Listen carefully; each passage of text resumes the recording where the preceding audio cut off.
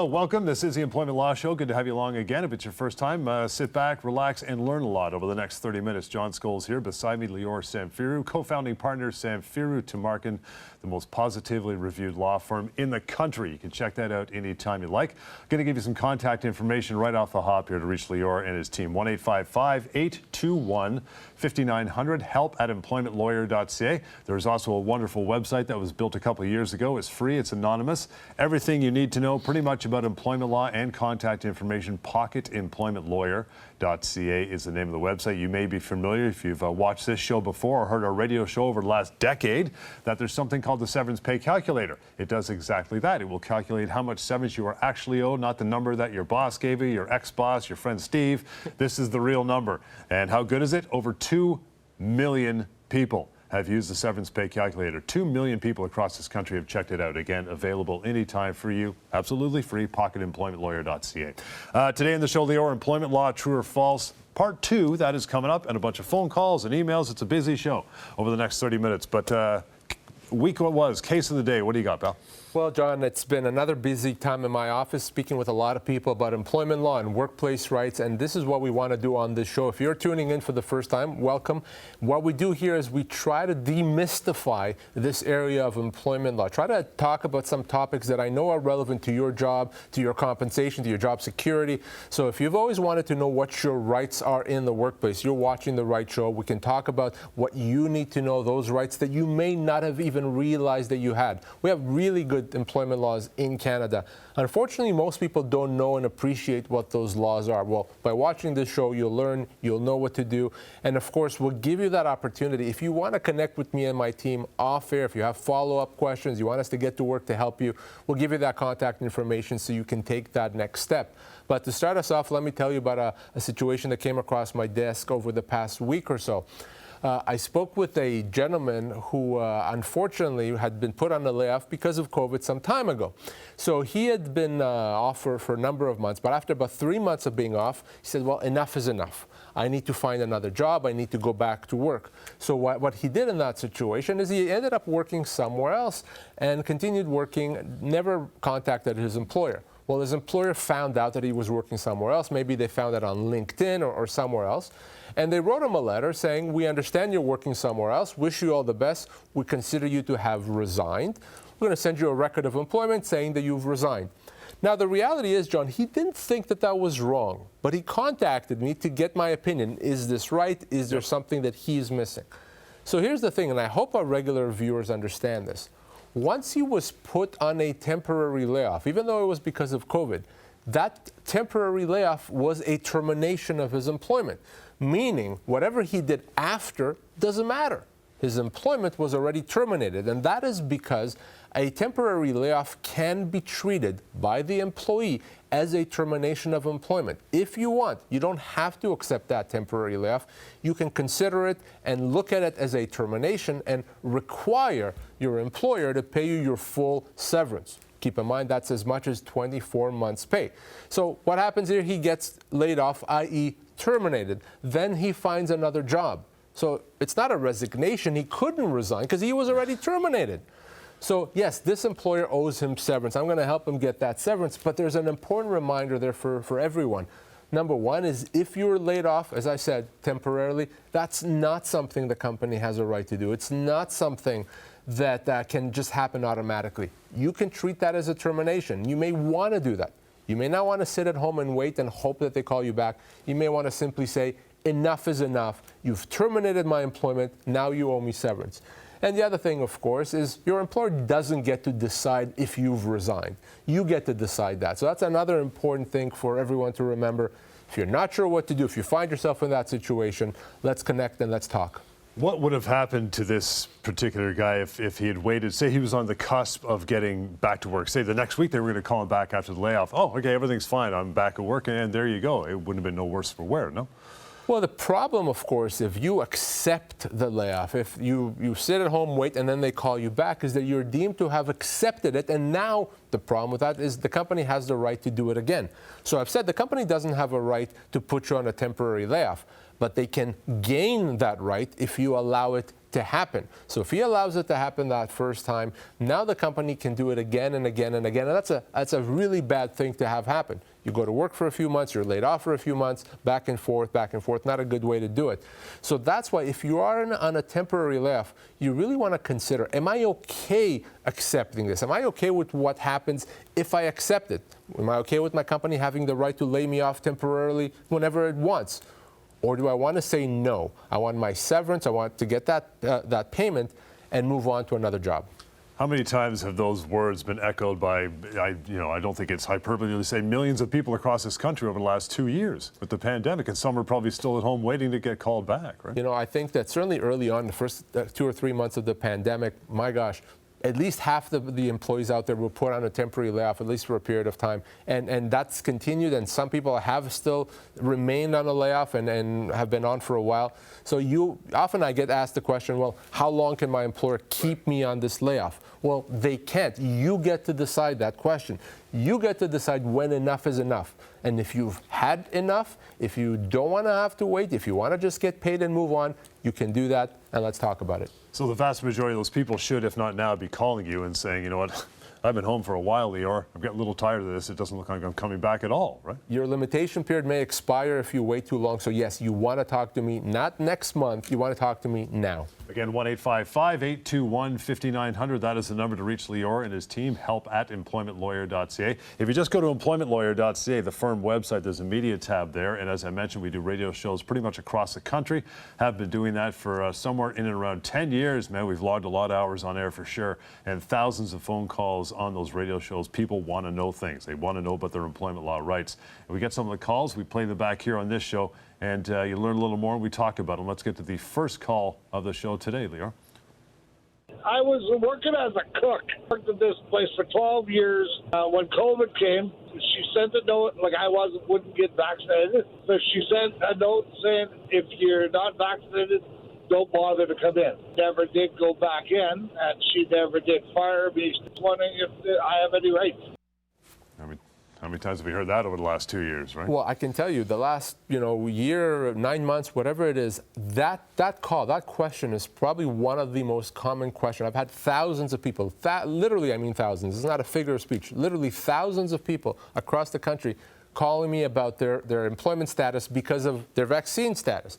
Either people have been put off work, let go, and so this is an important question. The question, of course, is can your employer put you off work, either suspend you or just let you go because of your vaccine status? Well, the short answer is yes, your employer can decide you're not going to work there. There's no way to physically stop your employer from doing that. But, and this is the key, your employer has to pay you severance. Unless there's a government mandate that's at play, and that really doesn't exist anymore, if your employer decides to have you not work because of your vaccine status, they have to pay you your full severance. That can be as much as 24 months' pay. So for this gentleman, he's been a cook, and his employer decided he's not going to work there unless he's vaccinated. Okay? Whatever you may think about that decision, ultimately it comes down to severance, to compensation, and they have to pay him. So the question, next one, of course, is how much severance? Right. So to do that, to show you exactly how much severance, rather than just tell you, let's use our severance calculator tool, which you can find at pocketemploymentlawyer.ca. Let's use that tool and see right now how much severance this person will actually be owed. So we know that he's been there for 12 years. He is, let's say, in his 40s. He's a cook. He hasn't been offered any severance, like so many people that have lost their jobs because of the vaccine. But you see right at the bottom of the screen there that he's owed somewhere between 12 to 15 months, up to 15 months of severance. That's a lot of money. That's a lot of compensation. And I assure you, John, his employer does not know or appreciate how much money they have to pay him. Well, that's how much it is. And if you're the same, if you're let go, suspended, put on a leave because of your vaccine status, you could be owed as much or even more severance. You got to give me a call. You can go to pocketemploymentlawyer.ca. Do the right thing. So what are the employer's options if you put your employer hat on? A, they can pay that severance at over $50,000 severance they're owed, or they say, okay, you know what? I don't want to pay that. That's a lot of money. Come on, back to work. Don't worry about the vaccine. Is that their option? Well, those are exactly the options. And a lot of employers now these days are starting to understand that, you know what, we don't necessarily need the vaccine to keep the workplace safe. Just as governments have moved away from vaccine mandates, a lot of employers are moving away. But despite that, I still see employers saying, no, we now require a vaccine mandate. You have to really think, do you need this in order to keep the workplace safe? If you feel strongly that you really need it, okay, then be prepared to pay the severance that you owe the employee. If you feel that you can manage without it, maybe there's other ways to work out, talk to the employee. Maybe there's some sort of a hybrid model you can figure out where everyone is happy with it. But to just let someone go and not pay them, you're going to find yourself on the wrong side of a wrongful dismissal. I will give you another website to use anytime you want to reach out to Lior and his team called terminationquestions.com. Really simple, terminationquestions.com. You lay it in there, it gets answered quickly by Lior or a member of his team. First one for today comes from Carmel. Says, after being diagnosed with arthritis, I spoke to my boss about possible accommodations. He refused all my requests. I've since received negative criticisms regarding my performance. I'm worried I will lose my job. What should I do? Well, this obviously employer, Carmel's employer is not aware of his obligation. So let's talk about the fact that if Carmel has a medical condition, arthritis, that requires accommodation, his employer has to find a way to accommodate that. Now, what Carmel needs here is a doctor's note saying, here's the accommodation that's required. Maybe it's a situation where he works less hours, modified hours, maybe he gets some assistance, or maybe he needs a bit of a different job with different responsibilities. Whatever the necessary accommodation, his employer has to find a way to make it happen. If at all possible, they have to. And what they certainly can't do is to let him go or to try to come up with a creative way. Let's say that he's doing a bad job and come up with a reason to let him go. That's even more illegal. All of those things are a human rights violation. An employer can't get away with that. If you find, and as Carmel has, that his employer is trying to get away with it, with this illegal activity, you got to give me a call. Oftentimes, I can either get them to back off and comply with their legal obligation, or simply get the compensation that the employee is owed as a result of what happens. But our human rights laws here are not optional. Your employer has to comply with it. If they don't comply with it, call me. What kind of threshold is there from an employer as far as how much accommodation is needed? I guess that depends on the accommodation needed plus the size of the employer, I would assume, right? So in the employment law field, we call this accommodation to the point of undue hardship. What that means is an employer has to accommodate even if it is difficult, even if it's hard. Now, there's a point where the hardship, the difficulty to accommodate, it's just too much, too costly, too complicated, and they don't have to go that far. Now, depending on the accommodation and the company, it may be different for each employer. A company with one employee may not have the same ability to accommodate as a company with 1,000 employees. They just may not have as many resources. But for a company simply to say, no, I don't want to accommodate, I don't care who you are, that's a human rights violation. If you want to reach out anytime as we go to break here, we're going to get to our employment law true or false. These are always fun. How do you reach Lior? 1-855-821-5900. help@employmentlawyer.ca. We'll continue. Lots more employment law show is on the way.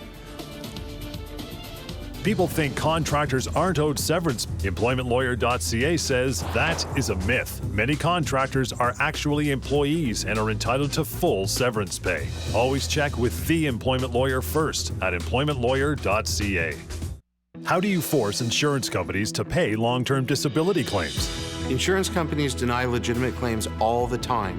They're playing the odds. They know that most people are just going to walk away. Your insurer may ignore you, they may even ignore your doctors, but they can't ignore us. We know how insurance companies work.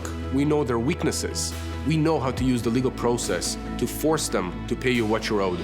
Go to disabilityrights.ca. Discover your rights, fight back, and get what you're owed. People think you are only owed 2 weeks' pay when you lose your job. Employmentlawyer.ca says that is a myth. You may be owed much more than 2 weeks per year. Don't settle for less. Always check with the employment lawyer first at employmentlawyer.ca.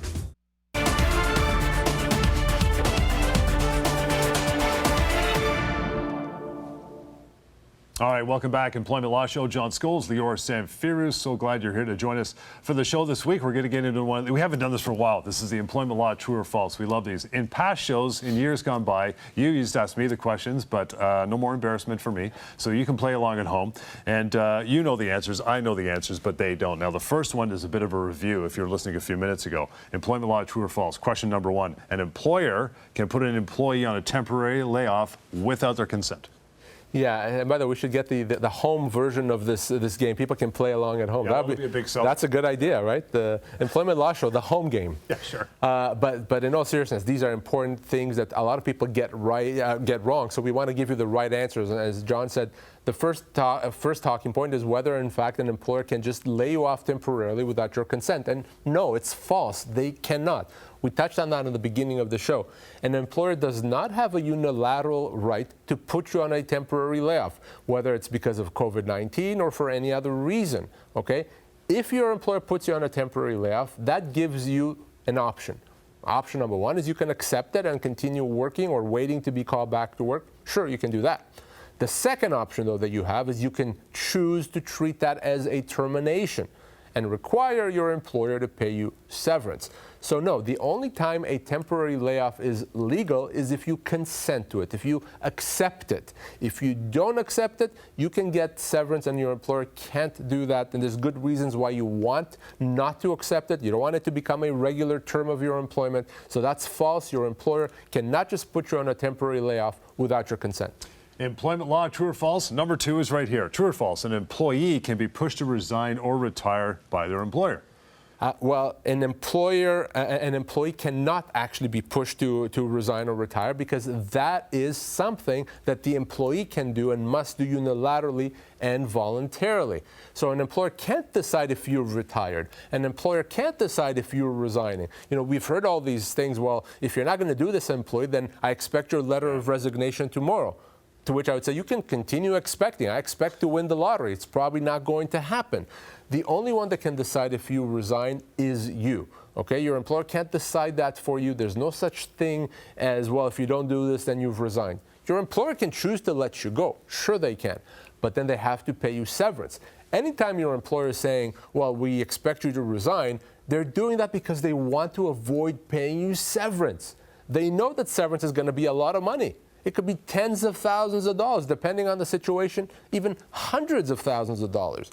So an employer that wants you to resign, demands your resignation, is threatening you if you don't resign, is really trying to avoid that. So your answer always should be no. I'm not resigning. I'm going to continue working unless you, employer, tell me that I'm not allowed to work anymore, in which case they have to pay you severance. But no, you cannot be pushed into a resignation or a retirement. That's a decision that you, the employee, and only you can make. Because we've heard that in the past, that, you know, employers will say, you know, you're almost 65, it's coming in a year or two, you may want to consider hanging it up, you know. They can't do that either. They can't do that. In fact, even suggesting that you're too old to work, that alone can be a human rights violation.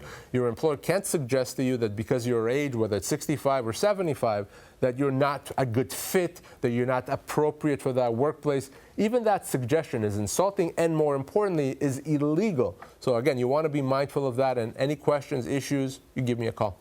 Employment law, true or false? Number three is this. If an employee has a medical or childcare needs, an employer must provide accommodation. We threw childcare in there as well. Absolutely. An employer has to provide accommodation. So first of all, if you have a medical issue and you require some treatment or time off work, yes, your employer has to provide that accommodation. Sometimes it could simply be to give you flexibility to attend doctor's appointments. That's part of accommodation. Other times, they actually have to give you time off to go through medical procedure to get better. That has to be, that's accommodation.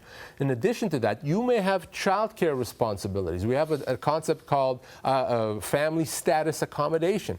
If the only way you can care for your child, if that's the only way is through your employer accommodating you, having some flexibility, let's say, with the workplace, then they have to provide that accommodation.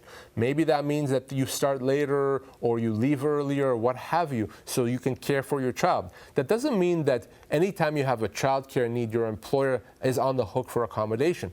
But if you've tried other things, you've tried to talk to your family or significant other, and there's really no ability for anyone to help you, then the onus turns to your employer to provide that accommodation. And if they don't, again, that is illegal, John. It's a human rights violation. Does it qualify for just childcare if you're taking care of a sick parent who's elderly, so on and so forth? Is that all under the same umbrella? Yes, a parent, a child, absolutely. And some of us have older parents that we need to provide care for.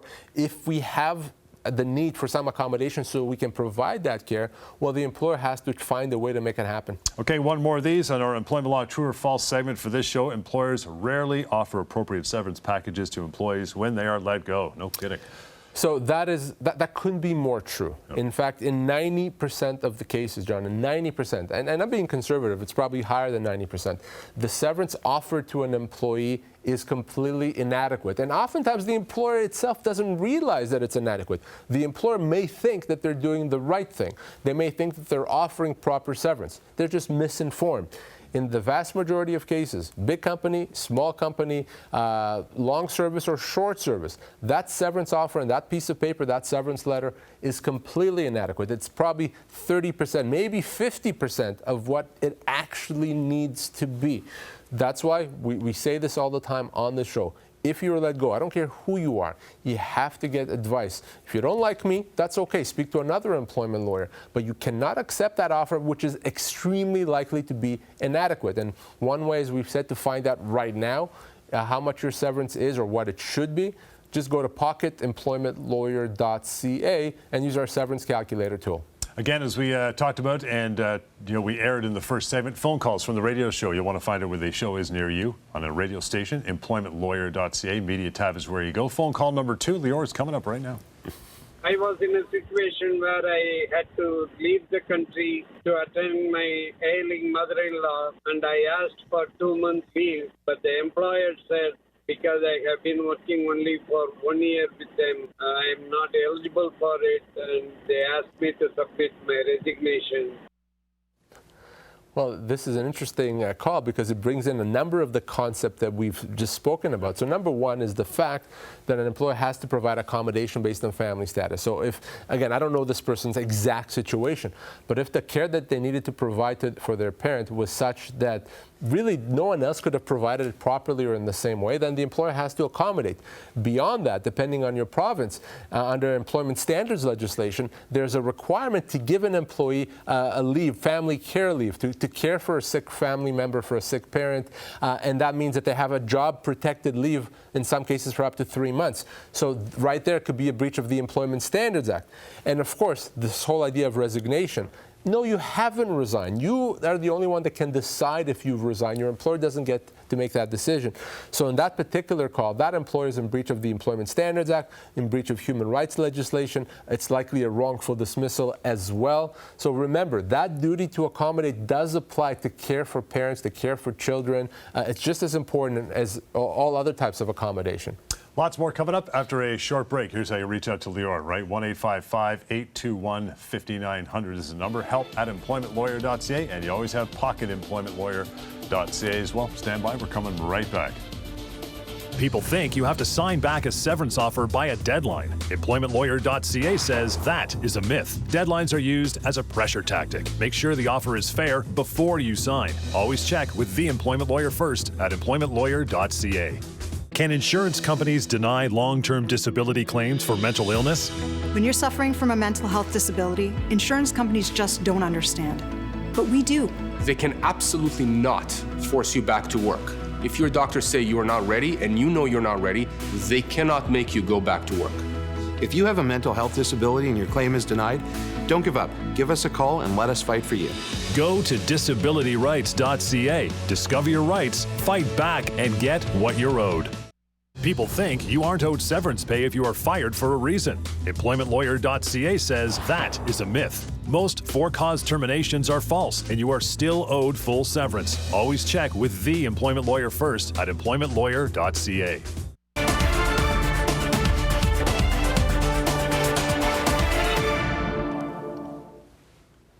All right, welcome back, Employment Law Show. Let's keep rolling. Phone call number 3 from our long-running radio shows is coming up right now. Lior, let's get into it. 3 of us work in a shop. 2 guys were looking at opening their own shop. After work, I went over there to see where the location that they were looking at leasing was. The boss I worked for happened to come by. The next day, all 3 of us got fired. No notice, no nothing. And how long were you with this employer? Just over 2 years. Okay. And your position with the company? Apprentice technician. So, this raises a number of issues. Number one is the fact that whatever it is that they're alleged to have done does not rise to the level of cause. In other words, it's not something that deprives them of severance. They're owed severance. Okay, the employer may be unhappy about something, fine, but that doesn't mean that the employees are guilty of such significant misconduct that they cannot get severance. The other interesting point is, these individuals are apprentices, and I want to mention the fact that as an apprentice or even someone that's working in construction, guess what? A lot of people are going to be surprised. You still get severance. In fact, you get the same amount of severance that anyone else does. So it's very simple. If you have a job and you've lost that job, you are owed severance. That simple. I don't care if you're an apprentice. I don't care if you're an electrician. I don't care if you're in construction. You get severance. Not because I say so. It's simply what the law provides. So, of course, the next question is, now that we know all this stuff, we know that this person is owed severance, question becomes, how much severance is owed? So I'm going to go once again back to pocketemploymentlawyer.ca and use our severance calculator tool so that we can see what this person is owed. So we know that this person is an apprentice technician, been working for 2 years. I picked a number, let's say he's 43 years old. He wasn't paid any severance. You can see right at the bottom of the screen that he's owed anywhere from 3 to 5 months of pay. And, 3 is probably kind of, out of the range, almost kind of cheap, if you will. It's probably more 4 or 5 months of severance that he is owed in that situation. So that's a lot of compensation, a lot of severance. Even though he's an apprentice, even though a lot of people in that industry may think that severance is not owed, nonsense. You are owed severance if you have a job and you lost it, even in construction, even as an apprentice. Let's take one more shot at terminationquestions.com with our remaining couple minutes. This one's from Arthur. Says, I was unexpectedly fired through email an hour before starting a shift. I'm now in a very difficult financial situation. Do I have any options or recourse against my former employer? Can they let you go like that through a quick email? So, the question is, the question can be, not, can they do this, but also should they do this? So should they do something like this, let you go through email? No, it's a bad way to do things. It's certainly not professional. And I certainly think it's insulting. But is it legal? Yes, it is.